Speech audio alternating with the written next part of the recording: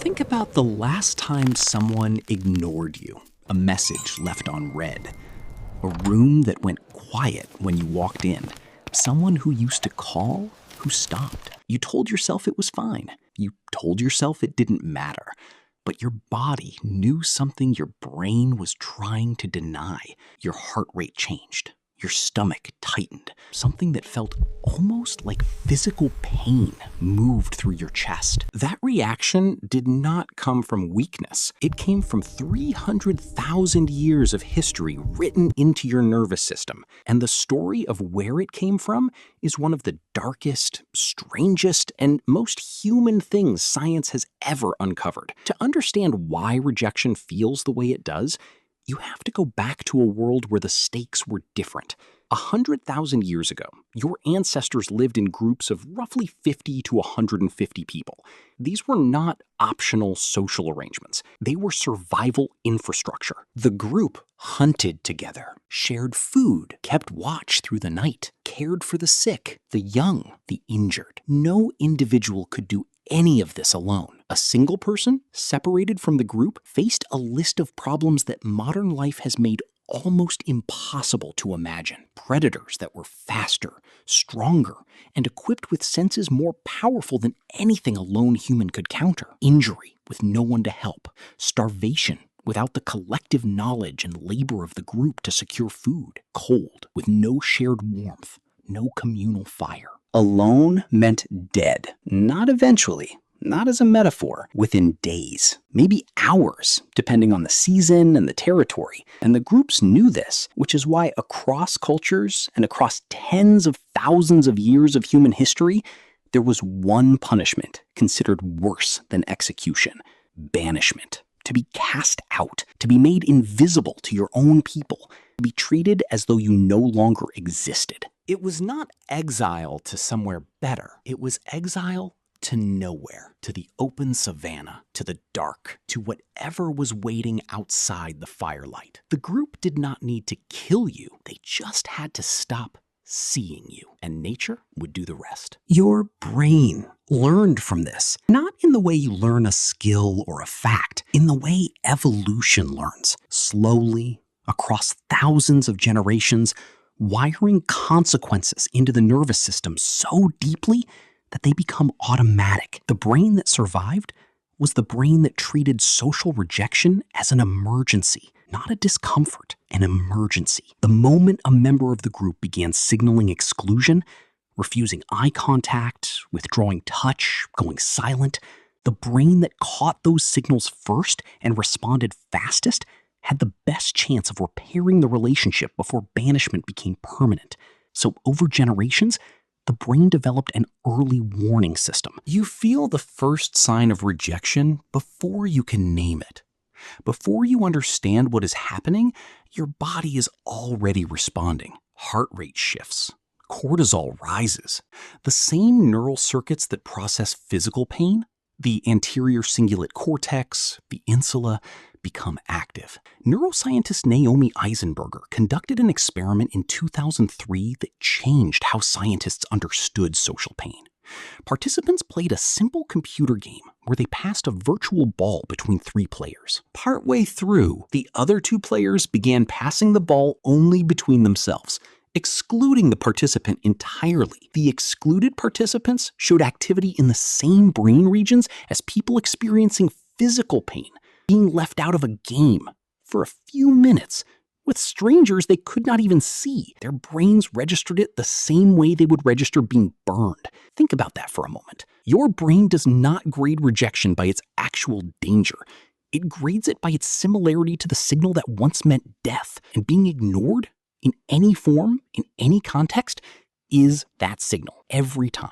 History and archaeology give us glimpses of what banishment actually looked like. In ancient Athens, there was a formal practice called ostracism. Every year, citizens could vote to exile a person from the city for 10 years, not for a crime, not for wrongdoing, simply because the group had decided that person was no longer welcome.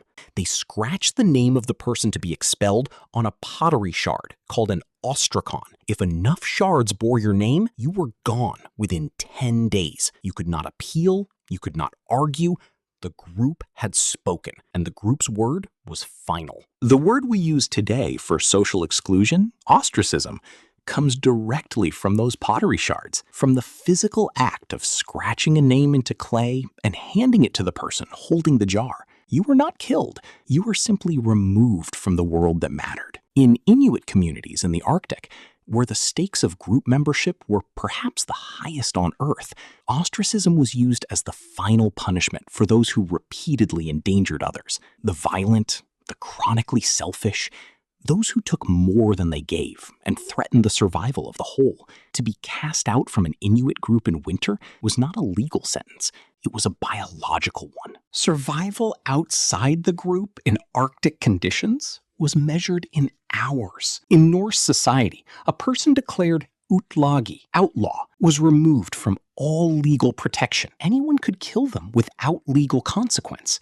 They were, in the eyes of the law and the community, already dead, already outside the circle of the living. The word itself meant something close to one who lies outside the law, but the deeper meaning was darker. You were not a person who had broken the rules. You were a person who no longer existed. Across every culture that anthropologists have studied, from hunter-gatherer bands in the Amazon to pastoral communities in sub-Saharan Africa, to ancient city-states in Mesopotamia, some version of this punishment exists. The specific form changes. The pottery shard becomes a legal declaration, becomes a whisper campaign, becomes a read receipt. The underlying mechanism does not change. You can kill a person with a weapon, or you can simply stop seeing them. Both work. Here is what makes this more than history. The world that built this system is gone. The savannah is gone. The predators are gone. The small band of 50 people whose acceptance determined whether you lived or died tonight, gone. But the brain that was built for that world is still inside you, running the same code, responding to the same signals. This is why a text message left on read can ruin your entire day. This is why being excluded from a group conversation, a lunch invitation that didn't come, a party you heard about after the fact, a thread where everyone replied except you, produces a physical sensation that feels completely disproportionate to what actually happened. Your rational brain knows it is fine. Your ancient brain is calculating survival probabilities from 100,000 years ago. Psychologist John Cacioppo spent 3 decades studying loneliness and social disconnection. What he found should stop every person reading this in their tracks. Loneliness, chronic social disconnection, is not just psychologically painful, it is physically lethal. Lonely people show elevated cortisol levels, disrupted sleep architecture, weakened immune function, measurably higher levels of systemic inflammation, increased rates of cardiovascular disease, accelerated cellular aging, detectable in the length of their telomeres, the protective caps on their DNA. The effect of chronic loneliness on mortality is comparable to smoking 15 cigarettes a day. Not feeling sad, not functioning slightly below optimal, dying faster, measurably. Your body is not being dramatic when rejection hurts. Your body is running a 300,000-year-old threat response that was built for a world where being excluded really did kill you. It just cannot tell the difference between that world and this one. It cannot distinguish between being left outside the firelight on the African savanna in 98,000 BC and being left outside a group chat in 2026. The signal is the same. The response is the same. The only thing that is different is the world. And yet, some survived. Not many, but enough. And the way they survived changes how you understand yourself. Anthropologists studying modern hunter-gatherer communities, the closest living analogs to the groups your ancestors lived in, found something remarkable about the individuals who were most resilient to social exclusion, the ones hardest to cast out, the ones the group kept even when it had reasons not to. They were not the strongest, not the fastest, not the most dominant or the most aggressive. They were the most useful. The person who knew where the water was in a dry season. The person who could treat wounds with plants no one else could identify. The person whose deep knowledge of animal behavior made hunts consistently more successful. The person who remembered from seasons past which routes flooded and which held.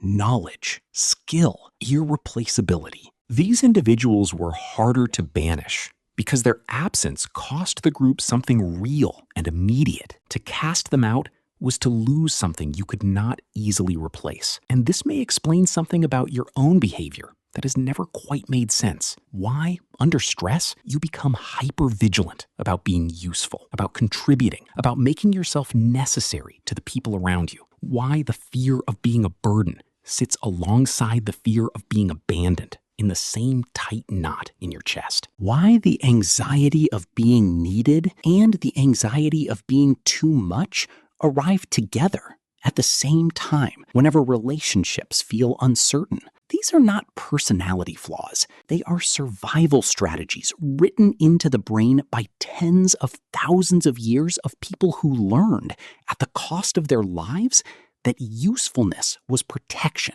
that the best defense against banishment was to become someone the group could not afford to lose. There is one more piece of this story that most people never hear. The banished did not always die quietly. Archaeological evidence from sites across Europe, Africa, and the Americas shows that individuals who survived periods of isolation, who were injured, malnourished, incapacitated by illness or age, were sometimes cared for by their groups for extended periods, months, years, decades in some cases. A Neanderthal skeleton found at Shanidar Cave in Iraq, dating to roughly 45,000 years ago, showed evidence of severe physical disabilities, a withered arm, damaged eye socket, injuries that would have made independent survival impossible. And yet, the bone record shows he lived for years with these conditions, well into old age by the standards of his time. He survived because someone fed him, kept him warm, protected him when he could not protect himself. The same group capable of banishment was also capable of this. Both are true. The capacity to exclude and the capacity to include, to cast out and to carry, lived in the same bands of people, in the same season, sometimes in the same week, and both live in you today. You carry the ancient machinery of exclusion, the in-group radar, the social threat detection system that notices before your conscious mind does when you are being pushed toward the edge of the circle. But you also carry the other thing, the pull toward the injured stranger, the instinct to make room, the discomfort of watching someone sit alone that is so physical, so immediate, that it requires active effort to ignore. Both signals are ancient. Both are real. Both are you. Here is what I want you to sit with. The next time rejection arrives, and it will, your body is going to respond in a way that feels like too much, too intense for what happened, too physical for something that was just social. It is not too much. It is exactly as much as 300,000 years of survival required. Your nervous system does not know you have other people you can call. It does not know that rejection today is not the same as banishment in 100,000 BC. It does not know that the firelight is not the only warmth available. It only knows the ancient rule. The group is everything. Outside the group is nothing. You were built to belong, not as a preference, not as a personality trait, not as something soft or sentimental or optional, as a biological necessity, as urgent and non-negotiable as water. And every time that need goes unmet, every unreturned message, every empty seat at a table you were not invited to, Every silence where there should have been a voice, your body is doing exactly what it was built to do, sounding the alarm, calculating the odds, telling you to find your people. Because somewhere in your nervous system, the savannah is still out there. The predators are still moving in the dark. The fire is still burning, and you are still trying to get back inside.